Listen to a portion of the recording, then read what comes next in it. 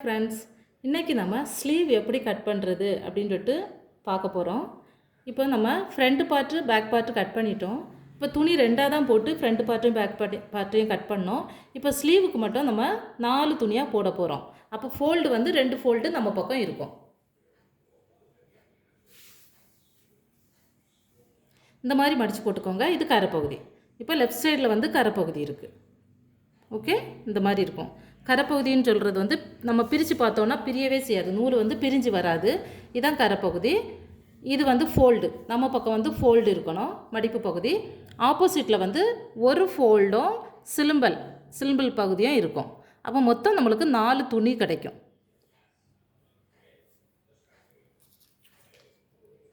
இந்த மாதிரி போட்டுக்கோங்க. இப்போ நான் வந்து நார்மல் ப்ளவுஸ்னால்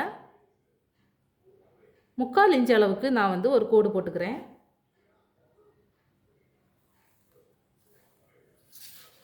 இந்த மாதிரி கோடு போட்டுக்கலாம். இப்போ அளவு ஜாக்கெட்டை வச்சு நம்ம மெஷர்மெண்ட் எடுத்துடலாம்.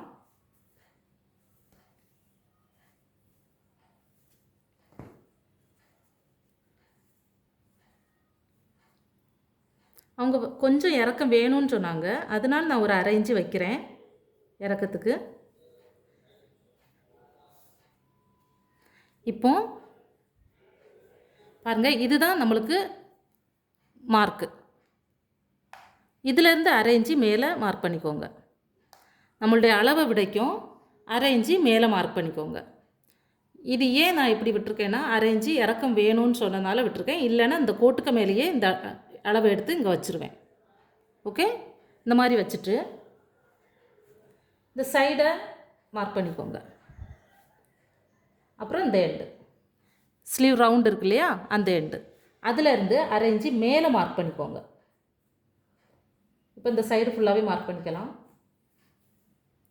இப்படியே வச்சுட்டு நம்ம அவங்க ஸ்டிச்சிங் எங்கே போட்டிருக்காங்க அதையே மார்க் பண்ணிக்கலாம். அதுலேருந்து மேலே நம்மளுக்கு கட்டிங்காக. இப்போ நம்ம எடுத்துடலாம்.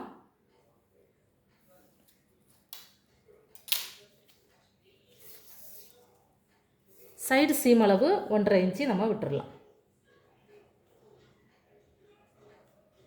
எல்லா இடமுமே 1/2 இன்ச்சு விட்டுக்கலாம். இப்போ கோடு போட்டுடலாம்.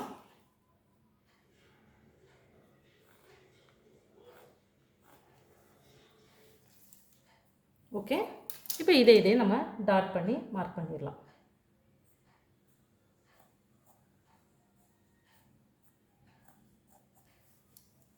ஸ்லீவ் வரைஞ்சிட்டோம். ஸ்லீவோட ஹைட்டு, ஸ்லீவோட ரவுண்டு சுற்றளவு, இது ஆம்கோல் அளவு, ஆம்கோல் ரவுண்டு ஸ்லீவில் ஜாயின் பண்ணுற அளவு 1/2 இன்ச்சு ஜாஸ்தியாக தான் எடுக்கணும். இப்போ இந்த கோட்டில் கட் பண்ணக்கூடாது, இதில் தான் கட் பண்ணணும். 1/2 இன்ச்சு மேலே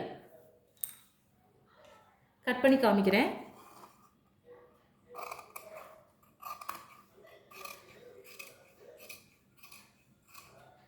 கட் பண்ணிவிட்டேன். இப்போ இந்த இடத்துல நம்ம ஒரு அடையாள மார்க் போட்டுக்கலாம். வி கட் போட்டுக்கலாம். போட்டுட்டோம். இப்போ இந்த சைடு கூட கட் பண்ணிடலாம். இதுலேயும் நம்ம மார்க் போட்டுக்கலாம். ஓகே, சென்டர்லேயும் நம்ம வி கட் போட்டுக்கலாம்.